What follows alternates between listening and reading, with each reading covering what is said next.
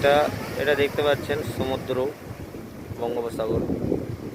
তো এখানে এমন কোনো আঠা নাই যে মার্বেলকে ধরে রাখার মতো। অ্যারোরাইট বলুন, বন্ডরাইট বলুন, সব কিছু। কিন্তু এখানে মার্বেল লাগাইছে দেখতে পারেন, এই যে স্ক্রু লাগাইছে, মার্বেল লাগানো বাদে স্ক্রু আছে, সব জায়গায় স্ক্রু আছে দেখতে পারেন। এই যে স্ক্রু, সব জায়গায় স্ক্রু আছে। কিন্তু সমুদ্র ঢেউতে কিচ্ছু টেকে না, কোনো অ্যারোরাইট বলেন আর বন্ডরাইটে বলেন। ওই জন্য এখানকার মানে যারা ডিপার্টমেন্টে আছে তারা কিন্তু সব স্ক্রু লাগিয়ে দেয়। এই দেখেন, দেখতে পারেন স্ক্রু লাগা আছে মার্বেলে।